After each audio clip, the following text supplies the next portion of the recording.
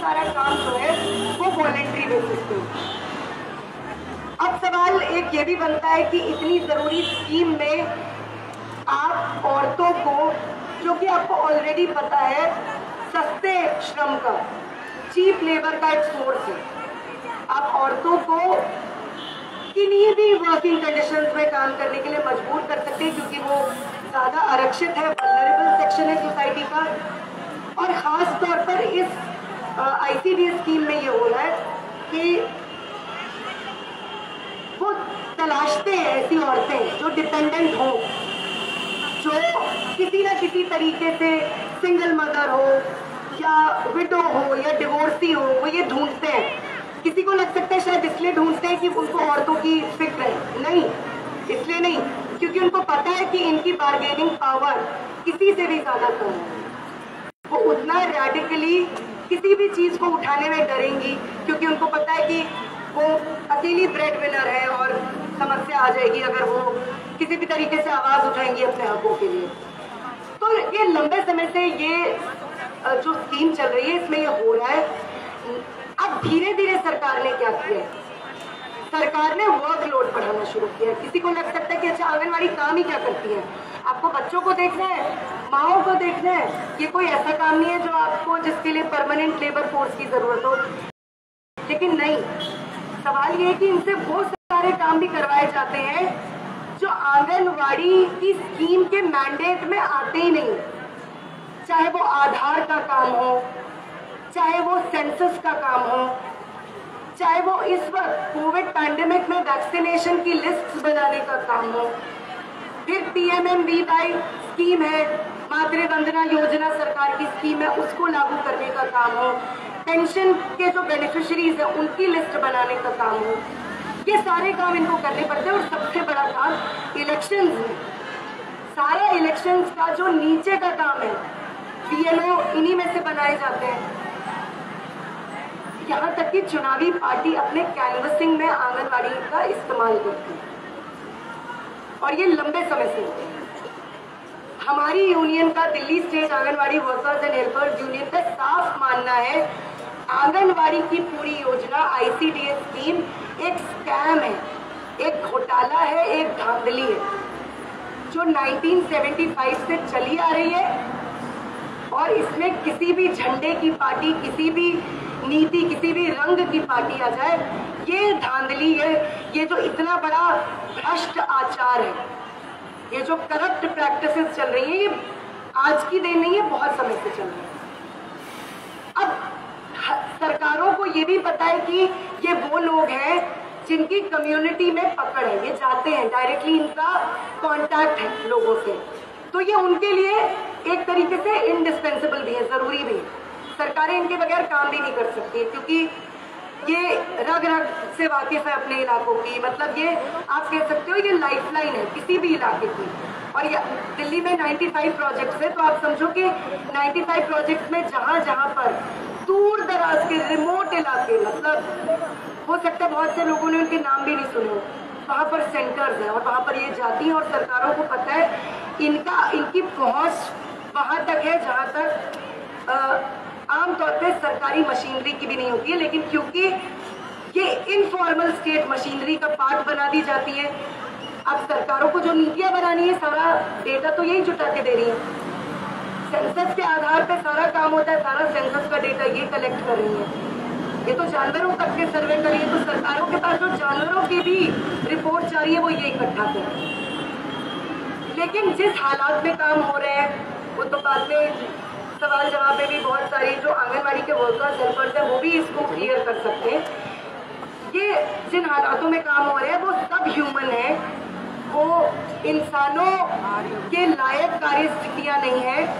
और बहुत सारे लोगों को आमतौर पे भी एक जनरल परसेप्शन है कि आप काम ही क्या करते हो, 5 घंटे आपको जाना है। और कहीं ना कहीं हमारी भी अपनी पिछड़ी कॉन्शियसनेस, पिछड़ी चेतना की वजह से हम औरतों को भी लगता है कुछ नहीं कर रहे तो चलिए जाके 2500, 5000, 5000, 10,000 तो 3 साल पहले हुआ, उससे पहले तो 2500, 5000 मिलता था दिल्ली में। तो औरतों की भी पिछड़ी चेतना की वजह से उनको लगता है कुछ नहीं कर रहे, चलो यार 2 पैसा ही आ जाएगा घर में। लेकिन ये पूरा जो आप कह सकते हो कैपिटलिस्ट इकोनॉमी को, पूंजीवादी अर्थव्यवस्था को चलाने के लिए एक नॉन कमोडिफाइड सर्विस, एक जो माल तो कोई ठोस नहीं पैदा हो रहा है, लेकिन कैसे एक इस तरीके की सर्विस में लगे हुए जो सबसे ज्यादा आरक्षित तबके हैं सोसाइटी के, समाज के, उनका अतिशोषण करने का काम खुले तौर पे सरकारें करती आई हैं, बिना किसी डर के, बिना किसी खौफ के, बिना किसी कानून के इंफ्रिंजमेंट के, कि हम किसी कानून को पालन नहीं उसका कर रहे, बिना किसी डर के खुले तौर पे सरकारें करती हैं। और हमारी यूनियन ने इसको बार बार कहा है कि आंगनवाड़ी कर्मियों से जो करवाया जा रहा है वो बेकार है, वो अनपेड लेबर है। वो काम जो काम हमारे अधिकार क्षेत्र के, कार्य क्षेत्र के बाहर है, अगर सरकारें वो हमसे करवा रही हैं तो आप हमसे बेगारी करवा रहे हो। और हम स्पष्ट तौर पे कहते हैं कि इस वक्त सबसे पहली एफआईआर जो अनपेड लेबर की under section 23 constitution of India जो दायर होनी चाहिए, वो नरेंद्र मोदी, अरविंद केजरीवाल और बाकी सारे सीएम्स के लिए दायर होनी चाहिए, क्योंकि इनकी निगरानी में ये अनपेड लेबर का गोरख धंधा लंबे समय से चल रहा है। और दिल्ली के दिल में जो कैपिटल है हिंदुस्तान की, वहां पर चल रहा है और कोई सुनवाई नहीं है, किसी को नहीं पता है। बेगारी पनिशेबल ऑफेंस है, आप नहीं करवा सकते हो, आप अनपेड लेबर, बंधुआ मजदूरी नहीं करवा सकते हो। और आज की डेट में डिपार्टमेंट के आला अफसर हो, सीडीपीओ हो, इनके कोऑर्डिनेटर्स हो, इनको इसी वल्नरेबल, इनके आरक्षित जो स्थिति है उसका बार बार हवाला देके खुले तौर पे धमकियां दे रहे हैं कि तुम काम ही क्या करती हो, तुम्हारी औकात ही क्या है, मास टर्मिनेशन कर देंगे, ये कर देंगे, वो कर देंगे। उस पर मैं बाद में आऊंगी। लेकिन मुख्य बात, इन तमाम कार्य स्थितियों में काम करने और जो पहले 2500 5000 मिलता था, 2017 में हड़ताल हुई, उसके बाद जो बढ़ा, इन तमाम चीजों और ये जो आप कह सकते हो हालात है पूरे आंगनवाड़ी में, हिंदुस्तान में भी और खास तौर पे दिल्ली में, इनको लेकर दिल्ली की जो आंगनवाड़ी कर्मी है उनका पहला स्ट्रगल 2015 में शुरू हुआ Delhi state anganwadi workers and helpers union के लीडरशिप में। 2015 में 28 दिन की हड़ताल चली थी। मैं एक बैकग्राउंड इससे दे रही हूँ ताकि हम आज प्रेजेंट तक आ सके। थोड़ा सा डिटूर है लेकिन आना जरूरी है। 2015 में 28 दिन की हड़ताल चली थी, यही केजरीवाल महोदय के घर के बाहर 28 दिन हम बैठे थे। और उसी वक्त पे केजरीवाल सरकार नई नई पावर में आई थी, वो तमाम महिला संगठनों को बुला रहे थे, क्योंकि तब इन्होंने एक जो सबसे बड़ा इनका एक आप कह सकते हो कि जुमला, हालांकि नरेंद्र मोदी के लिए वो ज्यादा यूज होता है लेकिन हवाबाजी करने में दिल्ली के चीफ मिनिस्टर भी पीछे नहीं है, तो इन्होंने सीसीटीवी कैमरास का एक वो बड़ा हुआ बनाया था कि हम सीसीटीवी कैमरास जो है लगाएंगे औरतों की निगरानी के लिए। निर्भया वाला जो पूरा घटना, जो हादसा हुआ था वो 2012 में हुआ था, तो इन्होंने कहा सीसीटीवी कैमरास, और उन्होंने उसी वक्त विमेन ऑर्गेनाइजेशंस की मीटिंग रखी थी।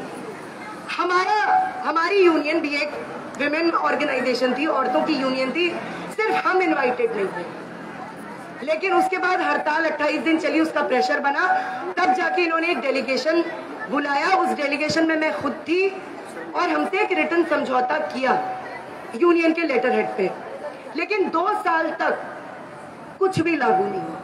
जो सबसे पहली मांग थी मानदेय बढ़ोतरी की मांग, वो नहीं लागू हुई 2015 की हड़ताल के बाद, इनसे वार्ता करने के बाद। उसके बाद 2017 में नए सिरे से जून में फिर एक मूवमेंट बनना शुरू हुआ, एक संघर्ष की जमीन तैयार हुई, क्योंकि लगातार इंस्पेक्शन हो रहे थे और 3 हेल्पर्स और 3 वर्कर्स को इंस्पेक्शन के नाम पे निकाला था।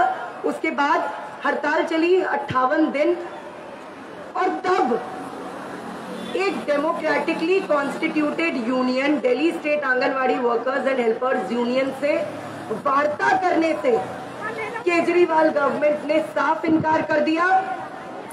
वो बार बार ये शर्त रखते थे कि डेलीगेशन में होंगे तो सिर्फ वर्कर्स हेल्पर्स होंगे। ये इतना डीपोलिटिसाइज्ड मजदूर आंदोलन को का विराजनीतिकरण करने का जो ये पूरा एक आप कह सकते हो एक कॉन्स्पिरेसी है।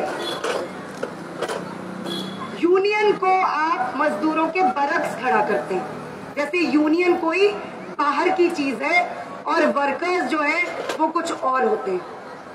अब हमारे डिपार्टमेंट के women and child development department के मंत्री हमेशा मेल्स रहे, आदमी रहे, औरत रही है कभी?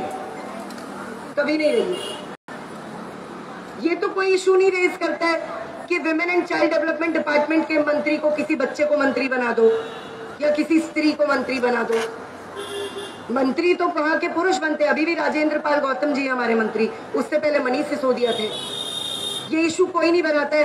हम ये कभी नहीं कहते कि हम आम आदमी पार्टी के एकदम किसी आम कार्यकर्ता से बात करेंगे। हम तो नहीं ये शर्त बनाते हैं किसी कार्यकर्ता को पकड़ के हम बोल दें कि हमसे वार्ता कर लो।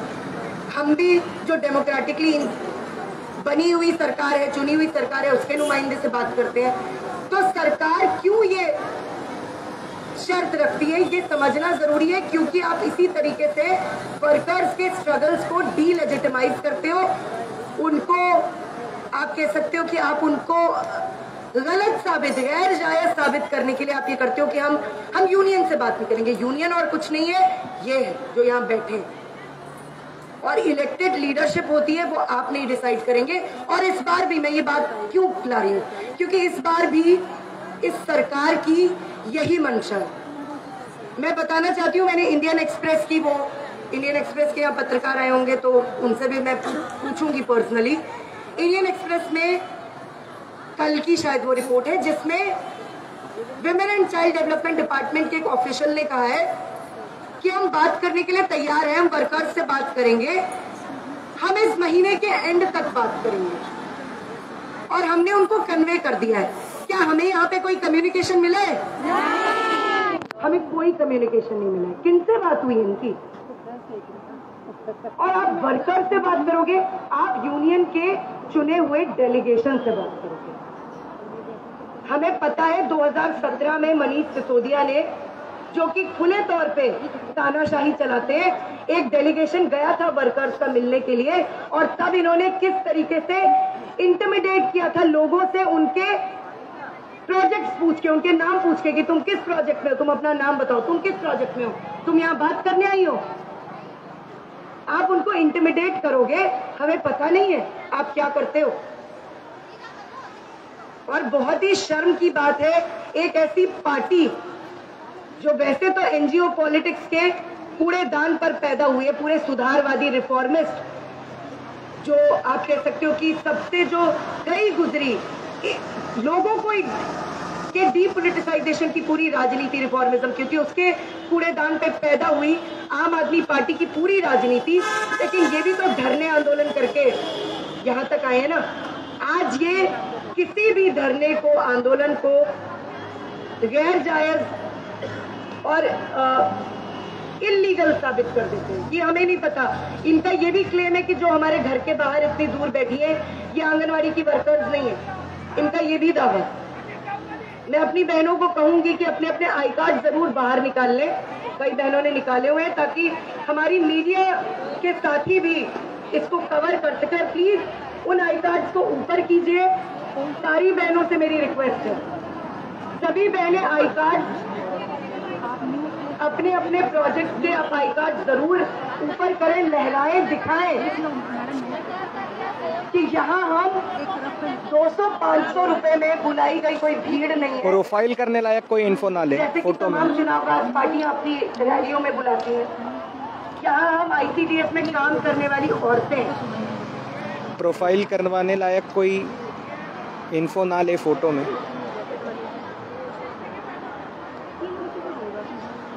यही सरकार है जो 2017 में और 2022 में भी ये दावा कर रही है कि मेरे घर के बाहर जो धरना लगा रहे हैं, और ये हर पॉलिटिकल पार्टी की टैक्टिक होती है। आप बीजेपी के खिलाफ बोलोगे तो बोलेंगे वो कांग्रेस वाले धरना लगा रहे हैं, आम आदमी पार्टी वाले बोलते हैं बीजेपी वाले धरना लगा रहे हैं। मेरा सवाल है, बीजेपी के धरने में लाल झंडे क्या कर रहे हैं? लाल झंडे बीजेपी के किसी प्रदर्शन में, धरने में, मजदूर एकता जिंदाबाद, इनकलाब जिंदाबाद, वहां तो भारत माता की जय हो और जय हिंद, जो भी इनके जय श्री राम, ये नारे लगते हैं। वो जो भीड़ ये इकट्ठा करते हैं उन्माद से भरी हुई, यहाँ हमारी मजदूर वर्गीय राजनीति है, इसको कलंकित करने का काम अरविंद केजरीवाल महोदय ना करें। ये Delhi state anganwadi workers and helpers union की तरफ से उनको वार्निंग है कि इसको कलंकित, इसको पॉल्यूट करने का काम ना करें। आप बीजेपी की बी टीम जरूर है, हमें क्रांतिकारी इनकलाबी ट्रेड यूनियन है, हमें गाली देने का ना काम करें। हमें पता है कि आप में और नरेंद्र मोदी में बहुत ज्यादा फर्क नहीं है। वो पार्टीवादी राजनीति कर रहे हैं और आप दक्षिणपंथी पॉपुलिज्म कर रहे हैं। ज्यादा फर्क नहीं है, बाकी हर चीज पर 19-20 का ही फर्क है। दोनों की पॉलिटिक्स अभी पंजाब में जाके ही सारी बात साफ हो रही है। लेकिन आज किस तरीके से सरकार ये पूरी मंशा बना रही है कि एक बार फिर से Delhi state anganwadi workers and helpers union, जो 22,000 आंगनवाड़ी कर्मियों का प्रतिनिधित्व करती हैं, उनसे बातचीत ना करके अपनी जेबी यूनियन, दलाल यूनियन, तमाम ऐसी यूनियन जो है इसका क्लेम कर रही हैं। अभी कल ही सीटों से जुड़ी हुई एक यूनियन क्लेम कर रही है कि वो कोई धरना या प्रदर्शन करने वाली है। आपको अब याद आया है? अब आपको याद आया है कि आंगनवाड़ी वर्कर्स हेल्पर्स के क्या मसले हैं। तो हड़ताल तोड़ने के लिए जो ब्लैक लिस्ट का काम मजदूर आंदोलन में हमसे, इस आंदोलन से पहले भी हुआ है, वो लगातार हो रहा है। और हमें पूरे इस बात की आशंका है कि केजरीवाल सरकार या तो एकदम कोई जेबी, और मैं कहूंगी मीडिया के साथियों को इसको जरूर प्रचारित करें, इसको प्लीज अपने उसमें वो करें, या तो ये रातों रात कोई फर्जी जेबी यूनियन बनाएंगे जिसके साथ इनकी वार्ता हो जाएगी और ये डिक्लेयर कर देंगे कि हड़ताल खत्म है, या फिर वैसी दलाल यूनियनें जिनका हमारी हड़ताल से, आंदोलन से कोई लेना देना नहीं है, उनको बातचीत के लिए बुलाएंगे और कह देंगे कि हड़ताल खत्म हो गई है। मुझे ये कहने की जरूरत नहीं है, आप बहनें ये कहने के लिए काफी है, क्या हमारी हड़ताल इससे खत्म हो जाएगी? अरविंद केजरीवाल सरकार के पास एक ही रास्ता है, Delhi state anganwadi workers and helpers union के डेलीगेशन को बुलाए। हमें हड़ताल करने का शौक नहीं है। हमने 31 तारीख को भी कहा था, पहले दिन ही आप बातचीत कर लीजिए, जो स्टेलमेट है उसको खत्म कर लीजिए, हमारी जो मांगे उनको मान लीजिए। क्या है हमारी मांगे? मांग नंबर 1, दिल्ली में सभी वर्कर्स को जो आंगनवाड़ी में काम करती हैं, उनका मानदेय तत्काल प्रभाव से 25,000 किया जाए और आंगनवाड़ी हेल्पर्स का मानदेय तत्काल प्रभाव से 20,000 कर दिया जाए। ये हमारी डिमांड नंबर 1 है। इसमें मैं एक चीज जोड़ना चाहती हूँ, इंडियन एक्सप्रेस में जो इन्होंने डिपार्टमेंट और सरकार से ऑफिशियल स्टेटमेंट लिया है, उसमें अरविंद केजरीवाल सरकार का दावा है कि हम मानदेय बढ़ोतरी पूरी नहीं कर सकते क्योंकि ये तो सेंट्रल गवर्नमेंट की स्कीम है, हम बहुत मामूली सा बढ़ा सकते हैं। मैं आपको ये बताना चाहती हूँ, ये इस वक्त ये बात कर रहे हैं। 2 बातें। पहली बात, अगर आप मामूली मानदेय वृद्धि कर सकते थे तो आपने 2017 में 58 दिन चली हड़ताल के बाद हमारा मानदेय डबल कैसे कर दिया था? आप अगर मामूली। दूसरी बात, पंजाब में जाकर आप वहां की आंगनवाड़ी कर्मियों को जो लॉलीपॉप थमा रहे कि अगर हम पावर में आएंगे तो हम तुम्हारा मानदेय डबल करेंगे, आप वो कैसे कर सकते हैं? आप तो कर ही नहीं सकते हैं। आप तो कह रहे हो आप मामूली वृद्धि कर सकते हो, डबल आप कैसे करते हो? वहां पर भी तो आप स्टेट गवर्नमेंट रहोगे ना। तो ये आम आदमी पार्टी एक प्रोफेशनल लायर्स की पार्टी है, ये क्रुक्स है, बंच ऑफ क्रुक्स, जिसको लीड एनजीओ ब्रांड की पॉलिटिक्स करने वाले अरविंद केजरीवाल और मनीष सिसोदिया करते हैं। और ये बंच ऑफ क्रुक्स, ठगों का गिरोह, लगातार झूठ बोल बोलकर हमारे स्ट्रगल को इलेजिटिमेट करार दे, इसके लिए तमाम तरीके के तिगड़म आजमा रहा है। और एक तिगड़म यही है कि हम तो मामूली बढ़ोतरी कर सकते हैं, जबकि सच्चाई ये है जो इनके अपना हक का शेयर बढ़ा सकते हैं। और ये मांग दोनों सरकारों के सामने, लेकिन ऑब्वियसली हर कोई जानता है कि स्टेट गवर्नमेंट हर राज्य में आंगनबाड़ी को ग्रास रूट पे इम्प्लीमेंट करवाने का काम करती है। यही रीजन है कि हरियाणा में खट्टर के खिलाफ आंदोलन हो रहा है, यूपी में योगी के खिलाफ हो रहा है, जबकि बीजेपी का दावा है कि उनके राज्यों में आंगनबाड़ी कर्मी बहुत खुश है। ये उनका क्लेम है, जबकि आप देख सकते हो कि जहां जितने भी राज्यों में बीजेपी है वहां आंगनबाड़ी कर्मी लगातार हड़ताल कर रहे हैं। कर्नाटक में भी पिछले कुछ दिनों में उन्होंने 1-2 दिन की स्ट्राइक की थी। यहाँ पे उत्तर प्रदेश में तो लगातार ही उनका बीच बीच में चल रहा है, हरियाणा में भी चल ही रहा है। मांग नंबर 2, अक्टूबर 2018 में मोदी सरकार ने घोषणा की थी कि हिंदुस्तान की सभी आंगनबाड़ी वर्कर्स का मानदेय 1500 रुपए और हेल्पर्स का मानदेय 750 रुपए बढ़ाया जाए। अक्टूबर 2018 आज फरवरी 2022 हुई है। इसका जवाब भी मैं नहीं दूंगी। क्या ये मानदेय आपके अकाउंट्स में आया है बहनों? एक बार बता दीजिए मीडिया के साथियों को कि मोदी जी ने आपके अकाउंट्स में 15 लाख जैसे भेजे थे, वैसे 1500 और 750 भेजे? 15 लाख तो पक्का आए होंगे। नहीं, अकाउंट आप ठीक से ही चेक कर रही हो। 15 लाख आए होंगे। तो 15 लाख के जुमले की तरह ये 750 और 1500 की जुमलेबाजी भी वो सरकार कर रही है जिसने इस टाइम देश को बेचने की कसम खाई है। मतलब इतने बड़े सेल्समैन शायद ही कोई हिंदुस्तान की हिस्ट्री में हुए जितने बीजेपी की सरकार और नरेंद्र मोदी है। एक एक करके सारे सरकारी प्रतिष्ठानों को बेचने का काम कर रहे हैं। और मैं आप मीडिया के साथियों को भी बताना चाहती हूँ, इनकी मंशा है ICDS स्कूल को भी प्राइवेटाइज करने की। देर सवेर इनको ये स्कीम प्राइवेटाइज करनी है। ये लगातार खाना जो आंगनबाड़ियों में बचता है उसको ये लाना बंद कर रहे हैं और डायरेक्ट बेनिफिट ट्रांसफर, जिसके लिए तमाम मजदूर नागरिक संगठन पिछले लंबे समय से आंदोलन करते रहे कि DBT किस तरीके से बेनिफिशरीज के भी खिलाफ है और जो स्कीम वर्कर्स है उनके भी खिलाफ। और DBT के जरिए सरकार